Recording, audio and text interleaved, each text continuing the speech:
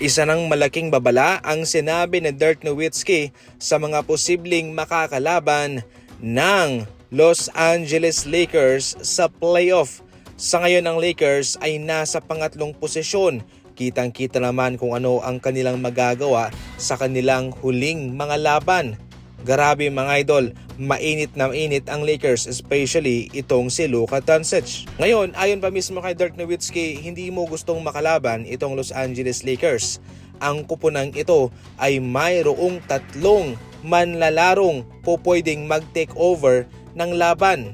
Para kang mayroong isang dragon pero tatlo ang ulo na pwede yung isa ang sumunog sa'yo kahit na mapigil mo man ang isa ay meron ka pang dalawang asikasuhin. O kung mapipigilan mo man ang dalawa, meron ka pang isang asikasuhing ulo. Yan ho'y sina LeBron James, Luka Doncic at Austin Reeves. Marami ang mga nagsasabi na kung sakaling itong si Luka ang makakascore ng malaki ay hindi na mabibigyan ang iba niyang mga kasamang maka-score. Pero kung tutuusin, kahit na pumuntos man ng 40 points itong si Luka ay nasa mahigit 20 plus points naman ang maibibigay pa nitong si LeBron at si Reeves. Kung malalockdown mo man itong si Luka, meron ka pang LeBron at Reeves. Kung si LeBron, meron ka pang Luka Doncic. Totally napakahirap pong pigilan itong si Luka, especially ang kanyang pamatay na ISO. Kaya paniguradong kakainin lang ng Los Angeles Lakers kung sino ang kanilang makakalaban sa playoff. At dapat pong seryosohin ng ibang kupunan itong sinabi ni Dirk Nowitzki. Samantala, hindi po madali para sa mga kasalukuyang kupunan sa NBA ang kanilang mararanasan kung magsisimula na ang expansion draft.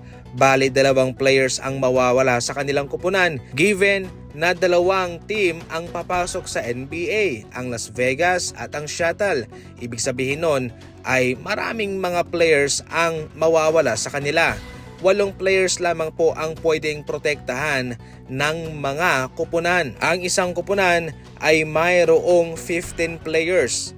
So kung yung 8 ang mapoprotektahan, nasa 7 players ang magiging available.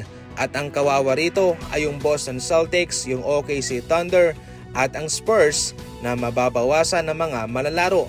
Kawawa sila sapagkat yung kanilang kupunan ay perpekto na, yung kanilang mga reserba, yung kanilang bangko, posibleng mailagay sa delikadong posisyon at magiba ang momentum at madistorbo ang chemistry. Hindi po madali para sa isang team ang makahanap ng mga malalarong babagay sa lahat. Kaya kung mayroong mawawalang 2 players sa iyo, malaking trabaho ang kakailanganin para mabuo ang koneksyon, ang chemistry na kanilang maiiwan sa pagpunta nila sa Las Vegas o sa Seattle.